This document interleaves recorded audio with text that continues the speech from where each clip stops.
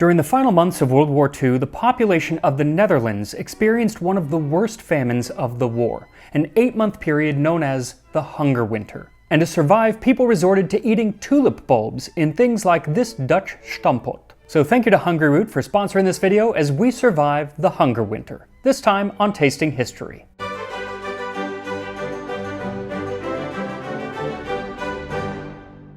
For centuries, one of Holland's most important exports has been tulips, and every year, millions of tons of dormant tulip bulbs are stored in warehouses before being replanted. But at the end of World War II, these bulbs were destined not for gardens and bouquets, but for the dinner plate. During the final months of the war, the country experienced one of Western Europe's worst famines, and so people turned to eating things like nettles, sugar beets, and tulip bulbs. Now, sugar beets sound like they should be very edible, and they are if they are boiled for a long time and processed to extract the sugar.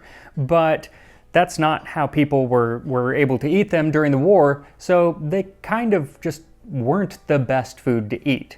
And tulip bulbs, they don't need a lot of cooking to be edible, but they don't usually have a lot of flavor, especially if they're dried, which these would have been, and they can be poisonous. So with famine upon them, in January of 1945, the State Office for Preparation of Food Distribution published a number of recipes teaching the citizens how to use tulip bulbs safely in cooking. There were recipes for tulip fritters, tulip soup, baked tulips, and instructions on how to use them as a flour substitute. Then there were several recipes for what's known as stampot. This is a national dish of the Netherlands and can be made in many ways, but essentially it's mashed potatoes mixed in with some boiled vegetables, often served with sausage.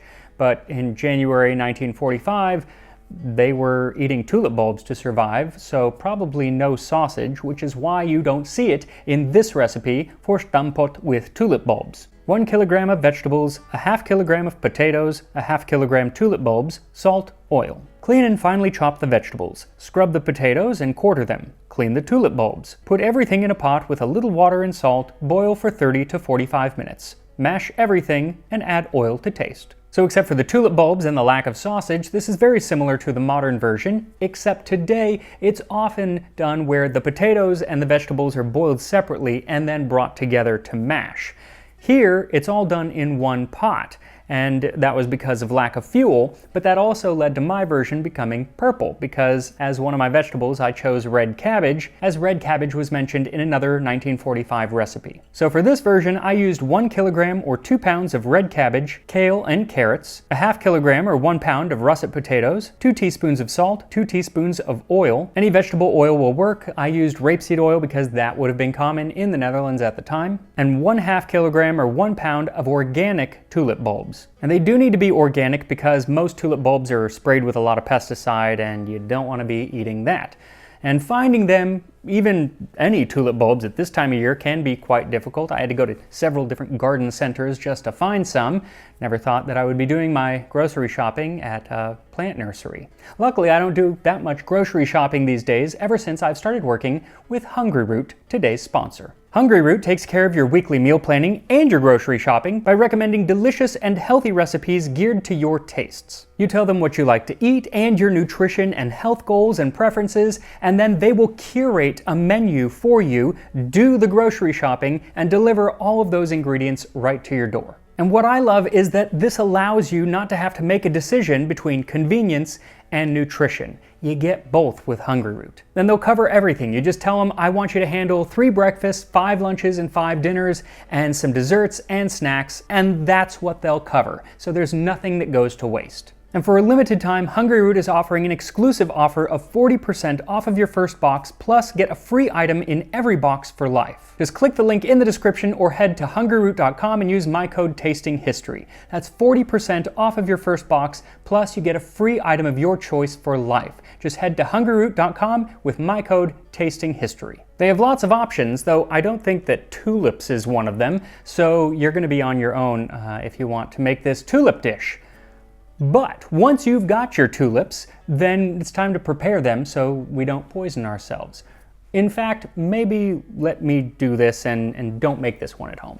Lucky for me, the Office of Food Distribution did let citizens know how to prepare the tulips so they don't poison themselves. They say to peel the tulip bulbs, cut them in half, and remove the yellow sprout. And it is that last part that is the most important. So peel your tulip bulbs and then wash them well and cut them in half. And there's that yellow bit. That's what becomes the center of the flower, and that's what'll make you sick. So make sure to get it all out of the bulb before moving on to the next one. Once the bulbs are ready, then go ahead and clean your vegetables and the potatoes, and then chop the vegetables into small bits or strips in the case of the cabbage and the kale, and then chop your potatoes into small pieces. Note that today you would usually peel those potatoes, but in 1945, you weren't going to waste the potato peel. In fact, a lot of people went around to those people that did have enough food, that is the occupying Germans, and would gather up their discarded potato peels to make soup with it. Once all of your vegetables and potatoes are chopped, add them to a pot along with the tulip bulbs, and then scatter the salt over the top and add just enough water so you can see it through the vegetables. Everything will eventually wilt down, so you don't need to fill the whole thing with water. Set the pot over a high heat and bring it to a simmer, stirring the ingredients,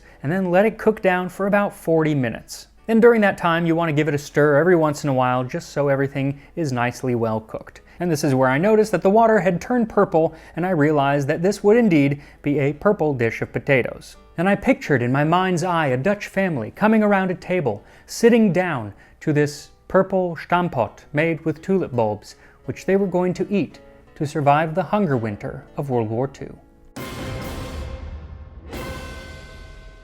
In the late 1930s, the Dutch government realized that it was more and more likely that they would soon be at war with Germany. And so they began distributing food, rationing food, to make sure that people had enough to make it through the war. Even in 1940, as the Germans invaded the country, the State Office for Preparation of Food Distribution made sure everyone would have enough to eat. Foods like meat, eggs, and dairy largely disappeared and were replaced by vegetables and potatoes. And in April of 1941, even the potatoes were rationed. In fact, everything but fresh vegetables, fruit, and fish were rationed, and eventually even fish became rationed when the Germans put a ban on fishing in the North Sea. But for the majority of the war, the population remained well fed. There were some foods that completely disappeared, like foods that were grown outside of Europe, things like chocolate or coffee.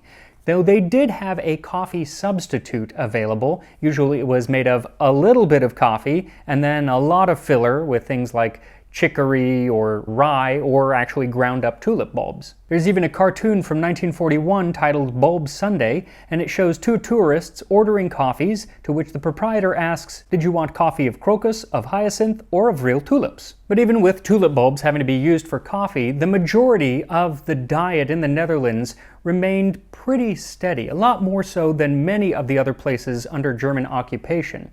Places like Greece, where most of the food was actually shipped out of Greece and back to Germany or to feed the Wehrmacht.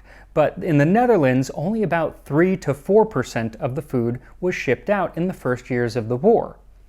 Everything changed, though, when the Allies landed at Normandy in June of 1944. Through that summer, as the Allies advanced through France and Belgium, it became only a matter of time before the Netherlands too would be liberated. And on September 4th, the Rijkskommissar overseeing the occupation of the Netherlands declared a state of siege, as radio broadcasts announced the liberation of the Dutch city of Breda. Now that reporting actually turned out to be false, as Breda wouldn't be liberated for almost 2 months. But that didn't stop people from thinking that it had been liberated, and hence having huge celebrations in the streets. The next day, September 5th, was known as Dolle Dinsdag, or Mad Tuesday. And while many of the Dutch citizens began celebrating, the German occupiers and Dutch National Socialists began to panic, many fleeing, and with them they took large amounts of stockpiled food and fuel. And in hindsight, it's just heartbreaking, because here the people of the Netherlands thought that they were going to be liberated any day, that the war for them was over. But we know that the next few months were actually going to be the hardest part of the war for them. In addition to food and fuel being confiscated, so too were some of their people. Over 120,000 able-bodied men were taken from the Netherlands and sent to Germany as forced labor. And this was happening right when the potato harvest was coming about, and so a lot of the potatoes couldn't be harvested. Then on September 17, 1944, the Dutch Prime Minister, who was running the government in exile in London, called for a railway strike across his home country to help support Operation Market Garden, an Allied military operation meant to liberate the Netherlands and open the road to Berlin. The Dutch National Railways complied and shut down most of their operations.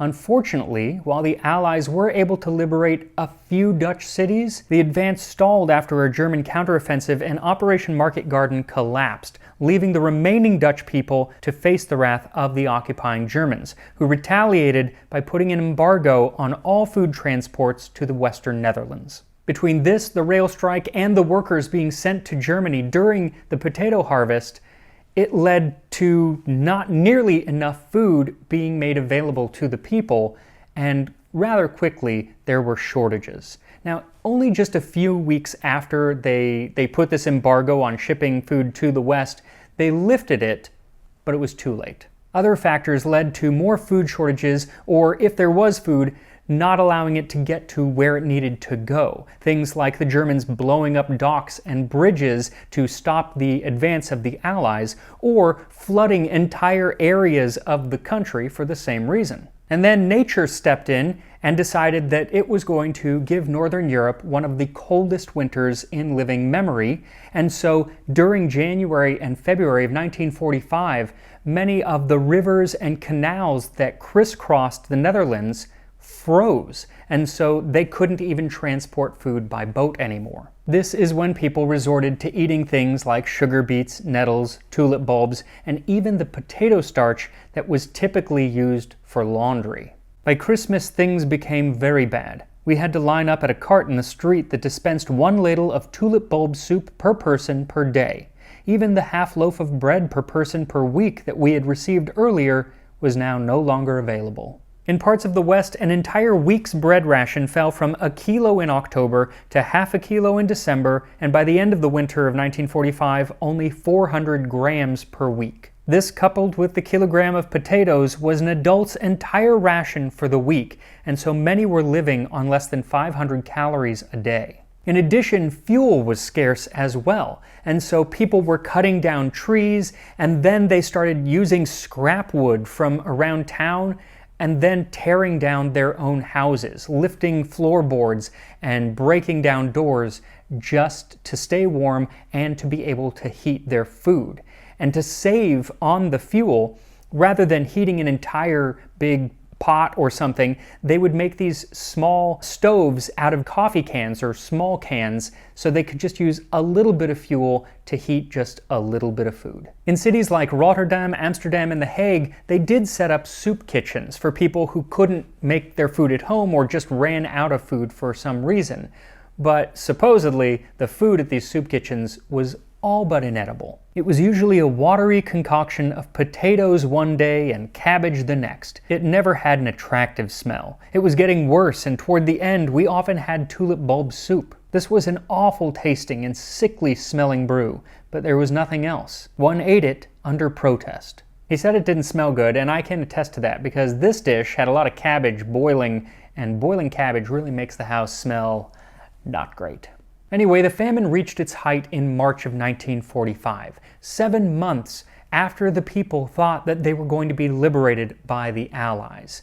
And it was only then that some help did come. First, it was in the form of Swedish bread. After several months of delays, shipments of flour arrived from the Swedish Red Cross, and it made its way to bakeries around the country. It was the first real bread many had seen in months or even in years, because it was all flour, and much of what they had been eating was a little flour and then things like sawdust and other indigestible fillers. One diary entry from the time said, "Just received bread and butter from the Red Cross. As soon as it was in the house, we took a slice of that fine white bread and the delicious margarine. It tasted like cake." This bread allowed for the ration to temporarily go from under 500 calories to almost 900 per day, but only lasted a couple weeks before it had to go back down.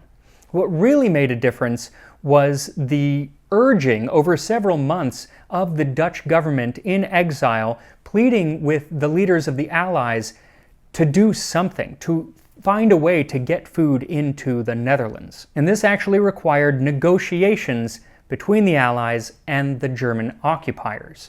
At first, it came in the form of some trains being allowed to go with food, mostly potatoes and wheat, into the Western Netherlands. And then came Operation Manna and Operation Chowhound. These took place in April and May of 1945 and were made up of waves of Allied bombers and other planes dropping food over the cities of the Netherlands. The Dutch government had pleaded for months to allow something like this to happen, but the Allied leaders said that it couldn't because they were afraid that the food would actually just end up in the hands of the Germans, which had happened before, like when they sent aid to Greece sometime earlier. But eventually, Eisenhower decided, yes, we're going to send food in, but we're going to have to work with the Germans to make this happen. And so there was an agreement that the Allied planes would be unarmed, and as long as they followed a specific path, the Germans would not fire upon them.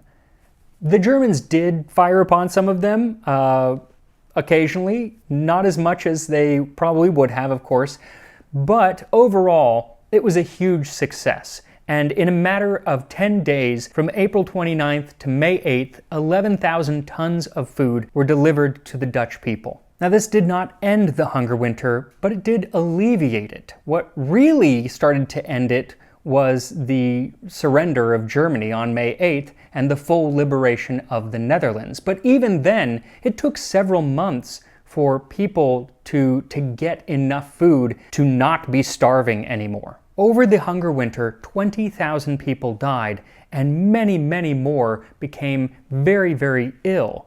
And a lot of them experienced these illnesses throughout the rest of their life, including the actress Audrey Hepburn, who was in the Netherlands at that time as a child. She experienced anemia and respiratory illnesses related to the famine for the rest of her life. One interesting thing that came out of this situation was actually the discovery of the cause of celiac disease. See, a lot of people who had been diagnosed with the disease but didn't know actually what caused it stopped having symptoms during the famine.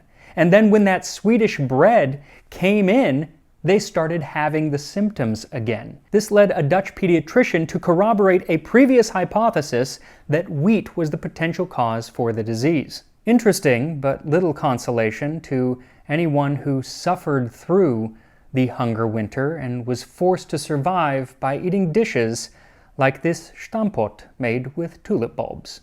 So once your stamppot has cooked for about 45 minutes, drain as much liquid out as possible and then mash it all up as you would for mashed potatoes. Add in the vegetable oil as well, which should help flavor the dish. And here we are, stamppot with tulip bulbs from the Dutch hunger winter of World War II. Now before I try this dish, I just wanted to thank Jeroen Wijnands, who is a viewer, for helping me with this entire episode. He actually found the recipe and helped me with translations and everything, so thank you very much for that. And now, let us try this stamppot. You know, a little bit of everything. It's actually kind of pretty, in a way.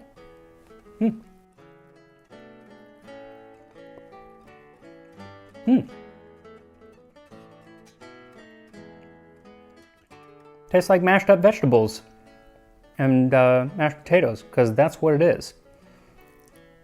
Can't really discern any noticeable flavor of the tulip bulbs. Now, there are different types of tulip bulbs. They all have different flavors. Some I've heard are like milky and almost sweet. Some can be bitter. The dried ones tend to have very little flavor, and that's what they would have been eating during that winter. But it's all mixed in here. So I did save one that, kind of save one back just to see if it has any particular flavor. Here we go. Nice and soft. Okay, that has a flavor.